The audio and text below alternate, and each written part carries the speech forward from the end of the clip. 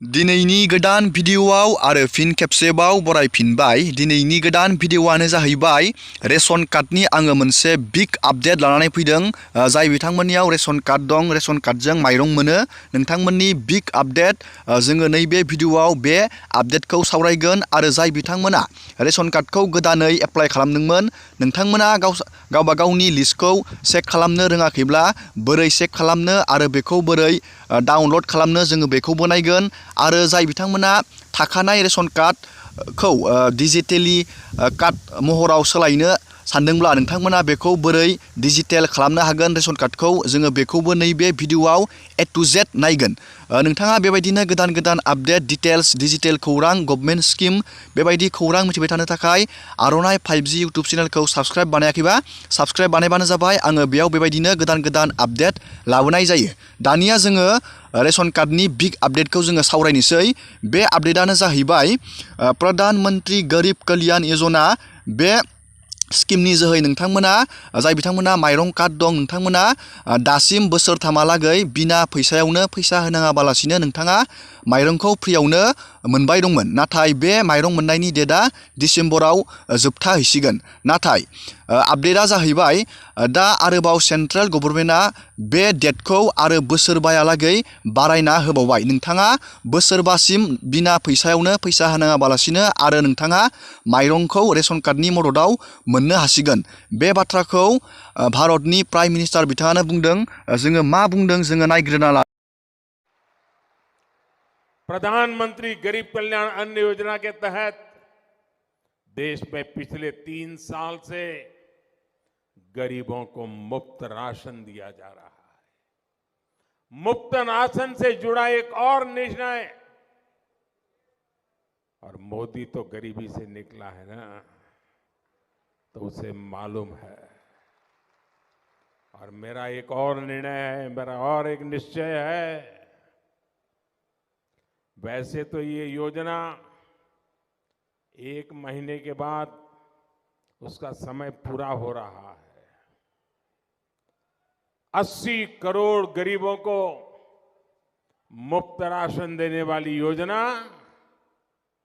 दिसंबर में पूरी हो रही है।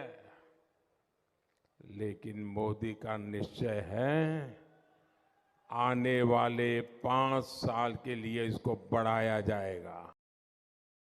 दानिया जोङो बेखौ मिथिबाय। नोंथाङा दानिया बोसोरबायालागै आरो फ्रियावनो फैसा होनाङाबालासिनो माइरंखौ मोनबावसिगोन। दानिया जोङो नायदिनि जाय बिथांमोना माइरं कार्ड गोदान एप्लाइ खालामदोंमोन, रेशन कार्ड गोदान एप्लाइ खालामदोंमोन, नोंथाङा गावनि नामखौ दंना गैया बोरै चेक खालामनो जोङो बेखौ नायदिनि। दानिया नोंथाङा लिस्टखौ नायनो थाखाय गुगोलाव सार्च खालामनांगोन NFSA। नोंथाङा बे NFSA बेखौ नोंथाङा गुगोलाव सार्च खालामनांगोन। जों बेखौ सार्च खालामबाय गुगोलाव। दानिया नोंथाङा नैबेयाव थुबानो जाबाय। जोङो बेयाव थुबाय। गिबि पेजावनो NFSA आव जोङो थुना होबाय। जोङो बेयाव थुनाय लोगो लोगोनो दानिया बेबायदि मोनसे पेज गेवगोन। नोंथाङा बेयाव नुनो मोन्दों। नोंथाङा बेखौ नायबानो जाबाय। पेजखौ बेबायदि मोनसे पेज गेवगोन। दानिया नोंथाङा नैबेयाव थुनांगोन रेशन कार्ड। नोंथाङा नैबे रेशन कार्डआव थुबानो जाबाय। जोङो बे रेशन कार्डआव थुबाय। रेशन कार्डआव थुनानै नोंथाङा रेशन कार्ड डिटेल्स अन स्टेट पर्टेलाव नोंथाङा थुनानै होनांगोन। जोङो नैबेयाव थुबाय। बेयाव थुनाय लोगो लोगोनो बेयाव गासैबो स्टेटनि नामा गेवगोन। नोंथाङा नैबे आसामाव थुबानो जाबाय। जोङो नैबे आसामाव थुबाय। दानिया नोंथाङा नैबे केपसाखौ बहायनांगोन। जोङो बे केपसाखौ लिरनोसै।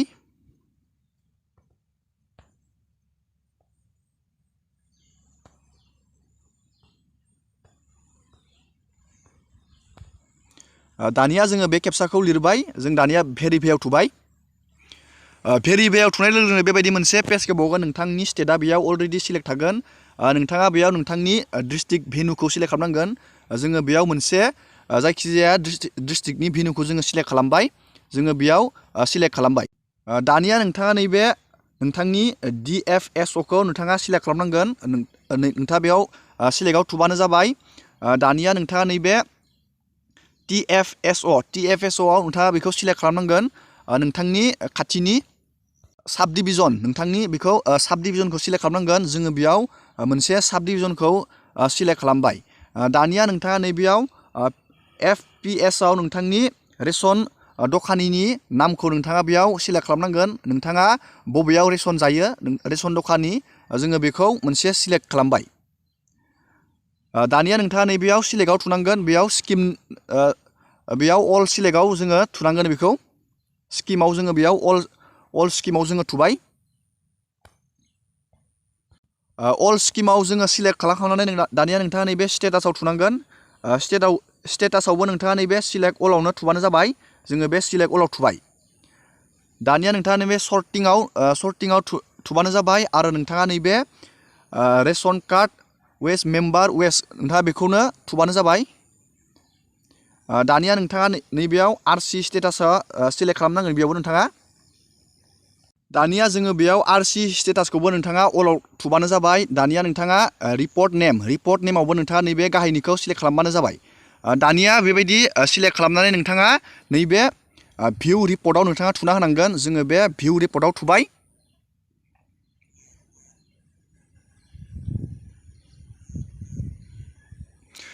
भिउ रिपर्टआव थुनाय लोगो लोगोनो नोंथाङा बेयाव नुनो मोनगोन नोंथांनि नामा दंना गैया नोंथाङा नैबे लिस्टआव नागिरनानै लाबानो जाबाय नोंथांनि बेयाव गासैबो डाटायानो फैगोन बेयाव अट'मेटिक रेशन कार्डनि नाम्बारा फैगोन नोंथांनि गोदान रेशन कार्डनि नामा नैबेयाव नाम्बारा फैखागोन नोंथांनि रेशन कार्डनि नाम्बार बेयाव नोंथांनि नामफोर थागोन बेयाव नोंथांनि male female Aadhaar card number गासैबो नोंथाङा मिलायना नायबानो जाबाय बेयाव नोंथांनि बैसो गासैबो डाटायानो बेयाव थागोन नोंथाङा बेखौ नागिरबानो जाबाय नोंथांनि नामा बेयाव दंना गैया नोंथाङा बे रेशन कार्डनि नाम्बारखौ कपि खालामना लाबानो जाबाय दानिया जोङो नोंथाङा रेशन कार्डखौ बोरै डिजिटेलि डाउनलड खालामनानै लानो हायो जोङो बेखौ नायनोसै दानिया रेशन कार्डखौ नोंथाङा डाउनलड खालामनो डिजिटेलि नोंथाङा नैबे एप्सखौ डाउनलड खालामनांगोन डिजिलकार आं अलरेडि बे एपनि सायाव मोनसे भिडिअ बानायखांबाय नोंथाङा बे एपआव बोरै साइन इन खालामनो आङो बेनि बे भिडिअनि डिसक्रिपसनाव होनांगोन नोंथाङा बे एपखौ बोरै बाहायो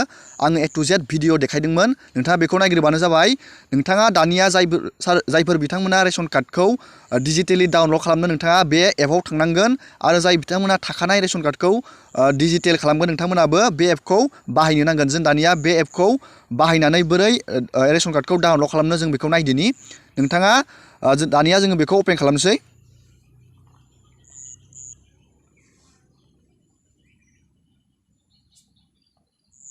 अपेन खालामनाय लोगो लोगोनो बेबायदि मोनसे पेज गेवगोन बेयो एप्सनि हम पेज नोंथाङा बेखौ एसे बोखोनांगोन आरो नैबे सार्चआव थांनांगोन नोंथाङा नैबेयाव सार्चआव थांनांगोन जोङो सार्चआव थांबाय दानिया नोंथाङा नैबे सार्चआव रेशन कार्डखौ नोंथाङा लिरनांगोन बेयाव जोङो बेयाव रेशन कार्ड लिरनोसै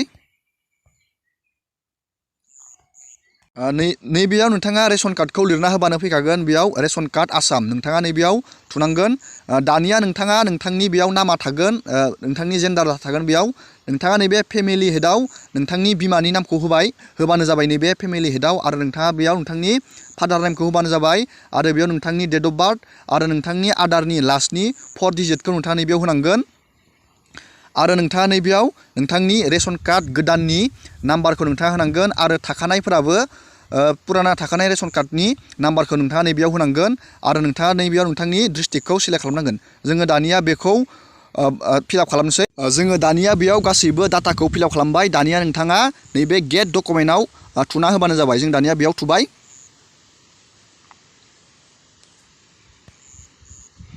बेयाव थुना होनाय लोगो लोगोनो जोंनिया रेशन कार्डआ बेयाव दसे थानानै डाउनलड जागोन दानिया जोंनिया अट'मेटिक डिजिलकार एपआव बेयाव डाउनलड जानानै थाबाय रेशन कार्डआ नोंथाङाबो बेबायदिनो गावबागावनि रेशन कार्ड गोदानखौ डिजिटेल बानायनो हागोन बा थाखानाय रेशन कार्डखौ बेबायदि डिजिटेल खालामनानै लानो हागोन नोंथाङा बेयाव थुबानो नोंथांनि रेशन कार्ड डिजिटेलखौ नुनो हागोन नैबेबायदि डिजिटेल रेशन कार्डआ आङो बेखौ ब्लार खालामनानै दोनदों नोंथाङाबो बेबायदिनो डाउनलड खालामना लाबानो जाबाय दिनैनि भिडिअखौ आङो बेखिनियावनो फोजोबबाय भिडिअखौ मोजां मोनोबा लाइक खालामबानो जाबाय चेनेलखौ साबस्क्राइब खालामबानो जाबाय एसेनोसै दिनैनि भिडिअआ